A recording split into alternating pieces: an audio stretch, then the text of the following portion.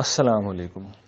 قرآن مجید اللہ تعالیٰ کی معرفت کا سب سے بڑا ذریعہ ہے، اور اس حوالے سے قرآن مجید میں اللہ تعالیٰ کی بیان کردہ صفات ہماری سب سے بڑی رہنما ہیں، جو ہمیں یہ بتاتی ہیں کہ ہمارا مالک، ہمارا آقا اور ہمارا رب کیسا ہے۔ قرآن مجید میں اللہ تعالیٰ کی ایک صفت یہ بیان ہوئی ہے، وہ الغفور الودود، یعنی وہ بڑا بخشنے والا ہے، غفور ہے اور وہ ودود ہے۔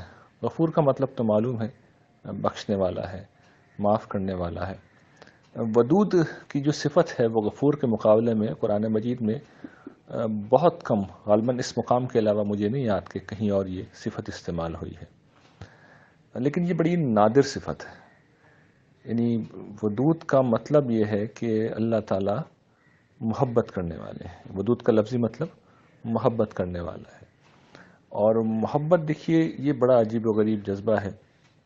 یہ جب کسی کو کسی سے ہوتی ہے تو پھر انسان اس کا بڑا خیال کرتا ہے، اسے بڑا نوازتا ہے، اس کے ساتھ مہربانی کرتا ہے، اس پر احسان کرتا ہے، اور صورتحال یہ ہوتی ہے کہ انسان پھر اس شخص کے نخرے اٹھاتا ہے، اس کے ناز اٹھاتا ہے، اس کی غلطیوں اور کوتاہیوں سے چشم پوشی کرتا ہے۔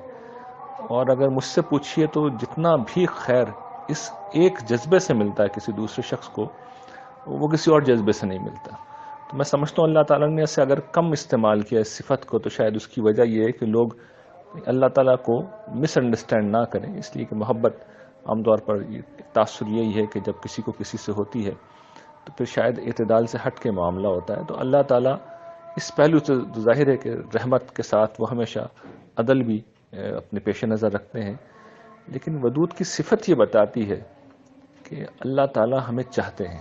جن معنوں میں کوئی کسی کو چاہتا ہے، محبت کر سکتا ہے، پسند کر سکتا ہے، اس کا خیال کر سکتا ہے، اللہ تعالیٰ ان سب معنوں کے لحاظ سے ہمارے ساتھ یہ معاملہ کرتے ہیں۔ اور جب ہم حقیقت میں دیکھتے ہیں تو محسوس یہ ہوتا ہے کہ اللہ تعالیٰ واقعتاً یہ کر رہے ہیں۔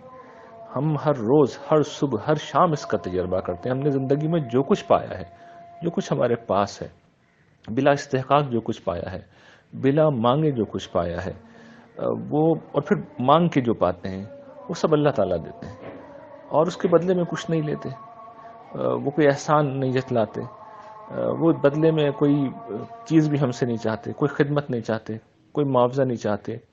حتیٰ کہ جس عبادت کی قرآن تلقین سے بھرا ہوا ہے وہ بھی ایک اخلاقی تقاضا ہے جو انسان کے اخلاقی شعور کے اندر پیدا ہوتا ہے، اس لیے اس وجہ سے اس کی پابندی کا حکم دیا گیا۔ اس لیے نہیں کہ اللہ تعالیٰ کو کوئی ضرورت ہے، یعنی یہ بد اخلاقی تصور کی جائے گی کہ اللہ کے لیے ہم ثنا عبادت نہ کی جائے۔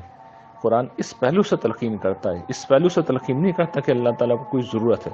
اس نے دوسری جگہ بتا دیا وَهُوَ الْغَنِيُّ الْحَمِيدُ، وہ اپنی ذات میں بے نیاز ہے، اپنی ذات میں محمود ہے، اسے تمہاری کسی تعریف کی ضرورت نہیں ہے، وہ بے نیاز ہے، اسے تم سے کچھ بھی نہیں چاہیے۔ تو اللہ تعالیٰ کی صفت کا جب ادراک ہوتا ہے انسان کو، تو اگر انسان انسان ہے اور جانور نہیں ہے، اور انسان انسان ہے اور پتھر نہیں ہے، تو پھر دل محبت سے یقین کیجئے کہ لبریز ہو جاتا ہے، بلکہ چھلک جاتا ہے، اور بارہا آنکھوں سے چھلکتا ہے، بارہا عمل سے چھلکتا ہے، بارہا سجدے سے چھلکتا ہے، بارہا رکوع میں چھلکتا ہے، بارہا انسان انفاق کرتا ہے، اس شکل میں چھپکتا ہے، اور پھر نصرت دین میں چھلکتا ہے۔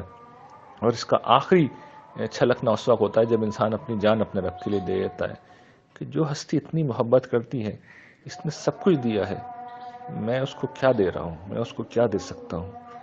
تو اللہ تعالیٰ سے بس دعا یہ کرنی چاہیے کہ اللہ تعالیٰ ہمیں اپنی قدر کرنے والا بنا دے۔